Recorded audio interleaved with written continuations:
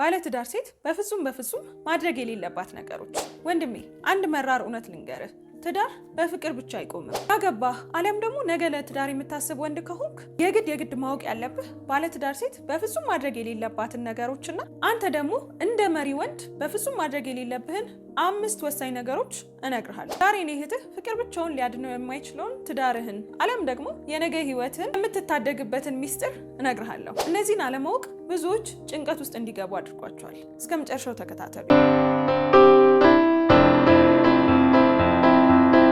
ሰላም ውድ የናፊዳር ቲዩብ ቤተሰቦቼ እንደምን አላችሁልኝ? እኔ በጣም ደህና ነኝ። ዛሬም ቀደም ሲል በሰማችሁት ቆንጆ በሆነ አዲስ ሀሳብ ተመልሼ መጥቻለሁ።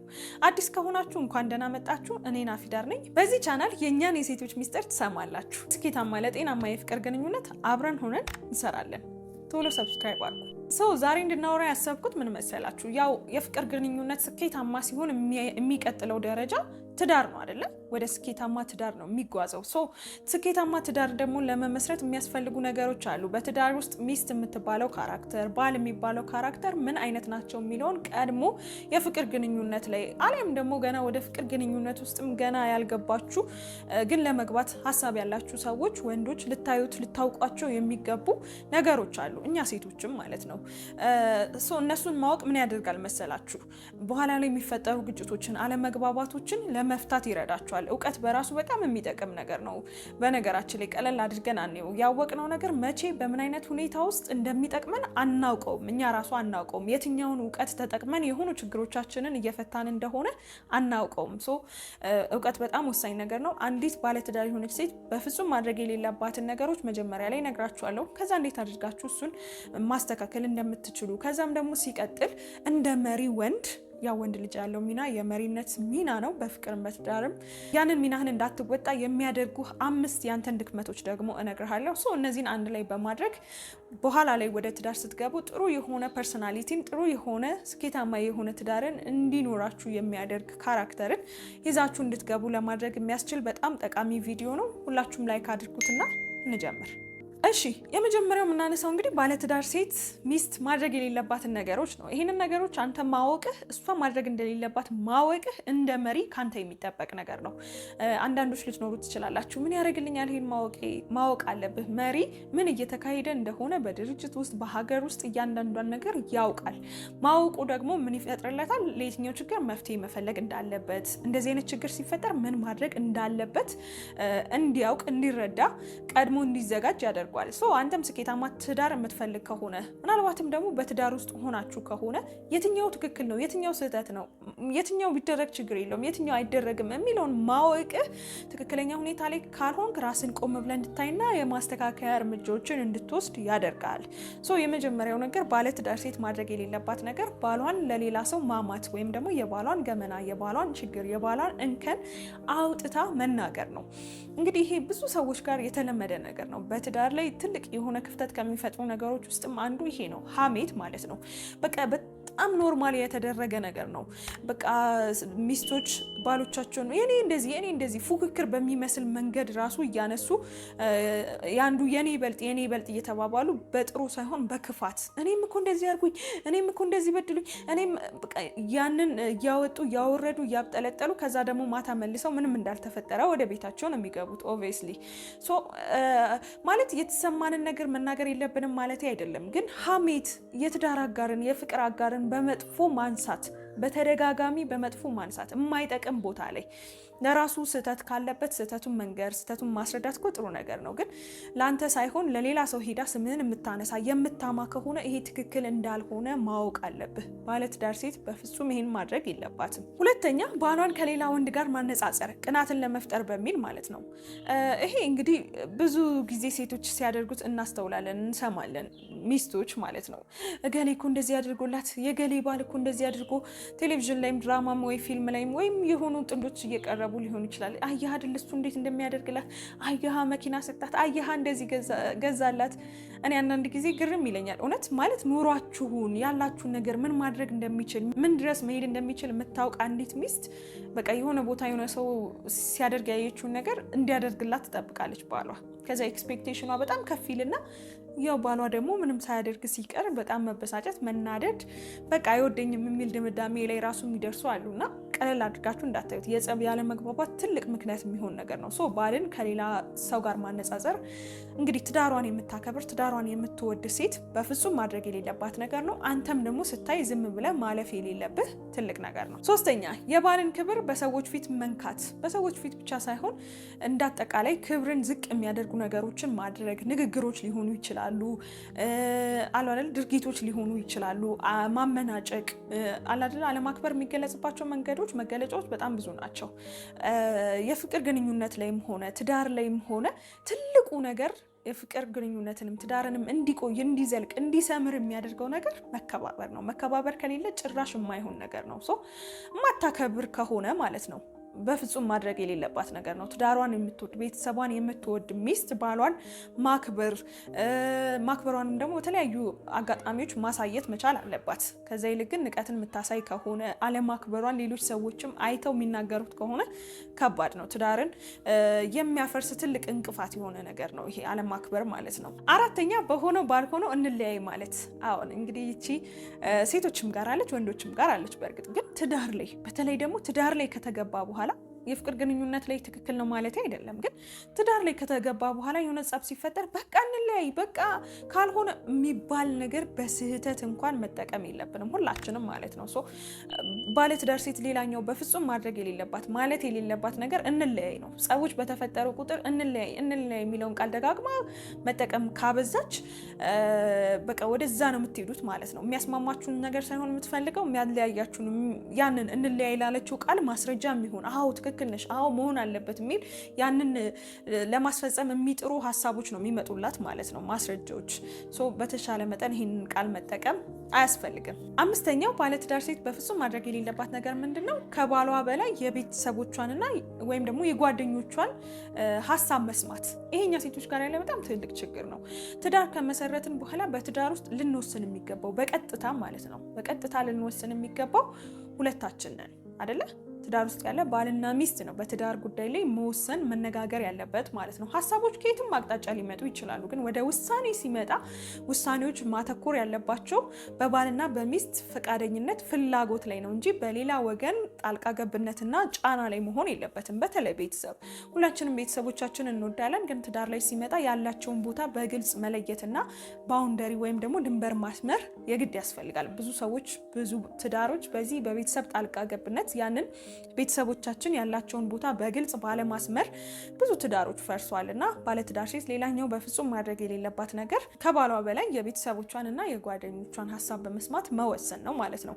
እነዚህን 5 ነገሮች የነገርኩ እንግዲህ አንተ እንደ መሪ ቤተሰቡን ትዳሩን ሊድ እንደሚያደርግ ወንድ ያለብህን ኃላፊነት እንድታውቅ ነው። በመጀመሪያ እነዚህ ነገሮች ትክክል እንዳልሆኑ መደረግ እንደሌለባቸው ካወቅ ቀስ በቀስ በጊዜ ሂደት እነዚህን ነገሮች እንድታስተካክል ማገዝና መርዳት ትችላለህ። ይሄ እንደማይባል ይሄ እንደማይደረግ ቀስ በቀስ መስመር ማስያዝ ትችላለህ። ምናልባትም ደግሞ ገና የፍቅር ግንኙነት ላይ ያልገባ ገብተህም ወደ ትዳር ገና ያልሄድክ ከሆንክ ይሄ ላንተ በጣም ጥሩ ኦፖርቹኒቲ ነው። ለምን በፍቅር ግንኙነታችሁ ጊዜ ነገ ላይ የሚመጣውን ነገር አይተክ እነዚህ መደረግ የለባቸው የምትላቸውን ነገሮች በግልጽ መንገርና መወያየት የሌሎች ሰዎችንም በዙሪያችሁ ያሉ ትዳር ኤክስፒሪየንሶች እያነሳችሁ ሼር ማድረግና ትክክለኛው የትኛውን እንደምታደርጉ መወያየት በጣም ይጠቅማል። እነዚህ ስህተቶች ናቸው እኔ በኋላ ላይ ተጋብተን ስንኖር የምፈልጋት አይነት ሚስት እንደዚህ የምታደርግ ናት፣ እኔ ላይ ስህተት ካየሽ አትምኝ ይልቁኑ ለራሴ ንገሪኝ እያልክ እነዚህን 5 ነገሮች እያነሳ ጋይድ እንድታደርጋት ነው ከአሁኑ ጀምረ ማለት ነው፣ እንደ መሪነት። በነገራችን ላይ መሪነት የሚለው ሀሳብ ቀለል አድርጋችሁ አትዩት። በቃ ነገን አሻግሮ አይቶ ነገ የሚመጡ ችግሮችን የሚመጡ ለውጦችን አይቶ አሁን ላይ የሚዘጋጅ ማለት ነው። በእውነት በጣም ትልቅ ነገር ነው እና ብዙ ኃላፊነት ብዙ የቤት ስራም እንዳለባችሁ እንድታውቁ ነው። ምናልባትም ደግሞ አሁን ላይ በትዳር ውስጥ ሆናችሁ እነዚህን ነገሮች ያለባት ሚስት ከጎናችሁ ካለ ማይስተካከል የማይፈታ ችግር ነው ማለት አይደለም። ይህንን አዌር ሆነ ካንተ ይህንን የምታደርግበት ብዙ ምክንያቶች ይኖራታል። አለመማር ሊሆን ይችላል፣ አለማወቅ ሊሆን ይችላል።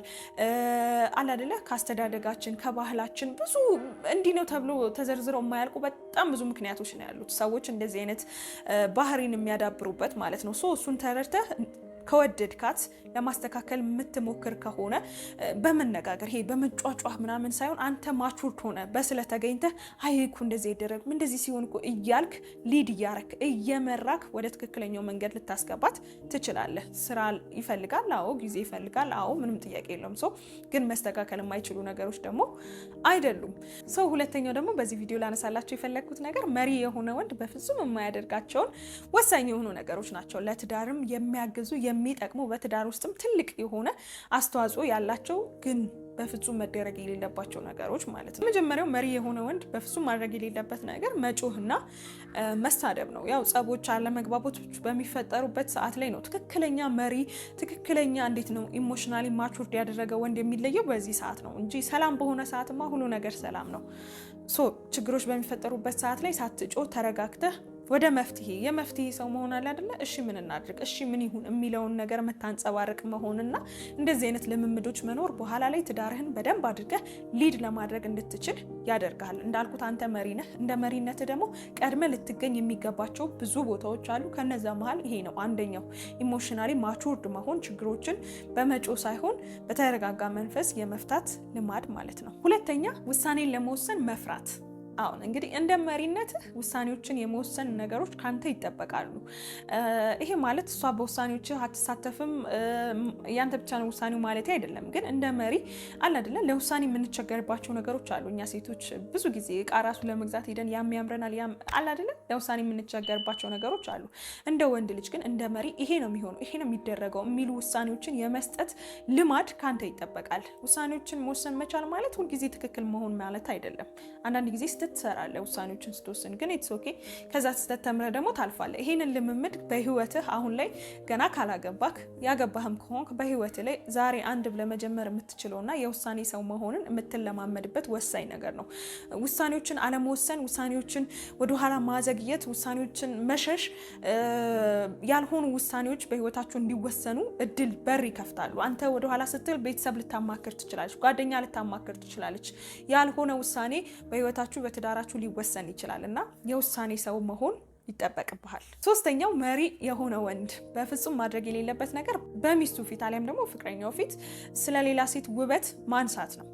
ይሄ በጣም በቃ ሬድ ፍላግ ነው፣ ትልቅ ሬድ ፍላግ ነው ለኛ ለሴቶች።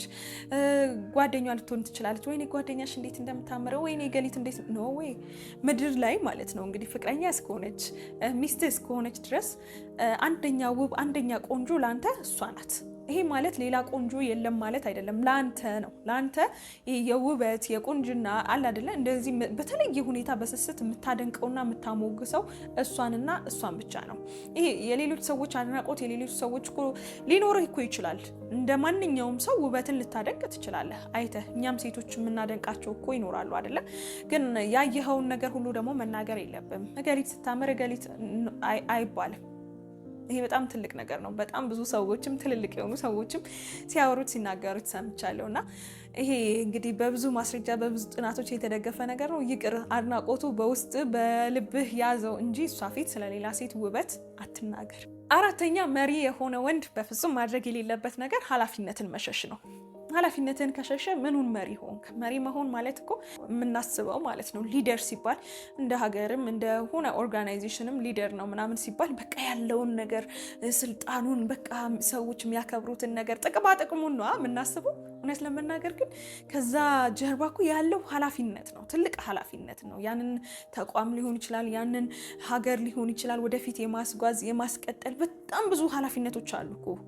ተረድታችሁኛል? ይሄ ጥሩ ነገሩን ደስ የሚለውን ነገር ብቻ ሳይሆን ያለበትንም ኃላፊነት ማወቅ ያስፈልጋል። እዚህ ጋር መሪነት ስንል ኃላፊነት አለብህ። ኃላፊነትን የምትሸሽ ከሆነ የትዳር ህይወት፣ ቤት፣ ኑሮ የሚንገዳገድ ነው ማለት ነው የሚሆነው። ኃላፊነት በጎደለው ኃላፊነት በማይሰማው ወንድ የሚመራ ቤት ኦብቪየስሊ መፍረሱ አይቀርም። ስለዚህ በተቻለ መጠን ኃላፊነት የሚሰማ ኃላፊነት የምትወስድ እውነተኛ ትክክለኛ መሪ የሆነ ወንድ ልትሆን ያስፈልጋል። በመጨረሻ መሪ የሆነ ወንድ በፍጹም ማድረግ የሌለበት ነገር ያለፈ ስህተትን ያለፈ እንዴት ነው በደልን እያነሱ መቁጠር ማለት ነው። ባለፈው እኮ እንደዚህ አድርገሽኝ ነበር አንቺማ ባለፈው እያሉ አለ አይደለ ያለፈን ስህተት በይቅርታ የታለፈን ነገር አለ አይደለ ደግሞ ደጋግሞ እያነሱ ሰውን ለማቁሰል ኢሞሽናሊ አታክ እያደረጉ የሆነ ጥቅም ለማግኘት የመሞከር የደካሞች አስተሳሰብ ነው ይሄ። አንተ ግን መሪ ነኝ ብለህ የምታስብ ከሆነ ያለፈ ነገር ኦልሬዲ አልፏል። አዲስ ነገር ነው የምታየው። ይቅር ብለሃል። ውስጥ ሰላም ነው። ያንን ነገር ደጋግሞ ማንሳት የሆነ የመቃቃርን ስሜት እንጂ ምንም ጥሩ ነገር አይፈጥርምና እነዚህ ነገሮች ባለማድረግ እንግዲህ ትክክለኛ እውነተኛ መሪ በመሆን እንግዲህ ወደፊት የምትመሰርተውን ትዳር ምናልባትም አሁንም በትዳር ውስጥ ከሆንክ ስኬታማ፣ ውጤታማ የተበላሹ ነገሮችንም እንዲሁም ማስተካከል የምትችል ይሆናል ማለት ነው። እነዚህ ነገሮች ካነሳን አይቀር በመጨረሻ 3 ቲፖችን ሰጥቻችሁ እንለያይ። አንድ ወንድ አብራው ያለችው ሴት በጣም ጥሩ ሚስት እንድትሆን ማድረግ ያለበት 3 ነገሮች ናቸው እነዚህ ቲፖች። የመጀመሪያው ስሜታዊ ደህንነት ስጣት ነው። ካንተ ጋር ስትሆን ኢሞሽናሊ በስሜት ደህና እንደሆነች ከተሰማት ሴት ልጅ ምንም ነገር ለማስተካከል ሬዲ ናት። ምንም ነገር ለመለወጥ ዝግጁ ናት። በቃ ይሄንን ኢሞሽናል ሴፍቲዋን በምንም ነገር አትተካውም። ያንን አንተ ጋር ካገኘችው በቃ እንዴት ልበልክ ይሄ የሚስተካከሉ ነገሮች ምናምን ቀላል ነው የሚሆኑት። ስለዚህ ፕሊዝ ኢሞሽናል ሴፍቲ ወይም ደግሞ የስሜት ደህንነት የምትሰጣት የምታረጋጋት አለ አይደለ እፎ የምትልበት አይነት ሰው ሁንላት። ሁለተኛው ለጥረቷ እውቅና ስጥ። ለምታደርጋቸው ነገሮች ክሬዲት መስጠት ማለት ነው። ማድነቅ አለ አይደለ በቃላት ማድነቅ፣ መግለጽ ስሜትን። እነዚህ የመሳሰሉ ነገሮች በጣም ትልቅ ትርጉም አላቸው። በዕለት ተዕለት ግንኙነቶች ላይ ሰዎች ከኛ ጋር መሆን እንዲፈልጉ ከኛ ጋር የሚያሳልፉት ጊዜ እንዲመቻቸው የማድረግ ትልቅ አቅም አለው። ከበፊትም ጀምሮ እንደዚህ አይነት ልማዶችን የምታዳበር ከሆነ ትዳር ላይ ስትመጡ የሚደረጉ ትናንሽ ጥቃቅን ነገሮችን አይተህ ታንክፉል ትሆናለህ እና ይሄ ደግሞ ፍቅር እንዲዘልቅ ትዳርም እንዲቆይ የሚያደርግ ትልቅ ቁልፍ ነው። እሷም ላንተ ጥሩ ሚስት እንድትሆንልህ የምትሰጣትን አድናቆት የምትሰጣትን ሀሳብ አስተያየት እየተቀበለች ነገም ደግሞ ያንን እንድትላት የሚያደርጉ ጥሩ ነገሮችን እያደረገች እንድትቆዩ በደስታ ያደርጋቸዋል። በመጨረሻ መሪ እንጂ ጨቋኝ አትሁን። አሁን ሊድ ማድረግ ማለት ጥሩ ነገሮችን ማሳየት፣ መልካም ነገሮችን ማሳየት ነው እንጂ ይሄ በተቃራኒው የመቆጣጠር አለ አይደል እኔ ነኝ የማደርገው እኔ ነኝ አይነት አምባገነን አይነት ነገሮችን አታንጸባርቅ። ይሄ በጣም ወሳኝ ነው። በፍቅር ነው የምትመራው፣ በፍቅር ነው የምትገዛው እንጂ አምባገነን በመሆን በጥላቻ የሚገዛ የሚያሸንፍ ማንም የለም እዚች ምድር ላይ። ስለዚህ በተቻለ መጠን መሪ እንጂ ጥሩ መሪ እንጂ ጨቋኝ አትሁን። እነዚህ ነገሮች ካደረጋችሁ የትዳር ህይወታችሁ ምናልባትም አሁን በትዳር ውስጥ ካላችሁ አሊያም ደግሞ ገና ያልገባችሁ እንደው የምታስቡ ከሆናችሁ በዚህ መልኩ ከቃኛችሁት ብዙ ነገሮቻችሁ ይስተካከላሉ፣ ያማሩ ይሆናሉ። እስኪ እንዴት አገኛችሁት ይህን ቪዲዮ? ኮመንት ላይ ሀሳብ አስተያየታችሁን አስቀምጡልኝ። ምናልባት የገጠማችሁ የደረሰባችሁ ነገርም ካለ ኮመንት ላይ ጻፉልኝ፣ እንወያይበት፣ ሌሎች ሰዎችም ይማሩበታል። ይህን ቪዲዮ ደግሞ ለባለትዳር ጓደኛችሁ አሊያም ደግሞ ገና የማግባት ሀሳብ ላለው ጓደኛችሁ ሼር አድርጉለት። እዚህ ድረስ ካያችሁት ወዳችሁታል ማለት ነው። ላይክ አድርጉት። እየጠበኳችሁ ነው። እሺ በጣም አመሰግናለሁ። በቀጣይም በሌላ ቆንጆ በሆነ አዲስ ቪዲዮ እስከምንገናኝ እስካሁን ናፊዳር ቲዩብን ሰብስክራይብ ካላረጋችሁ የእውነት በጣም ብዙ ነገር አምልጧችኋል። ቶሎ ሰብስክራይብ አድርጉ። ሁላችሁንም አመሰግናለሁ። ቻው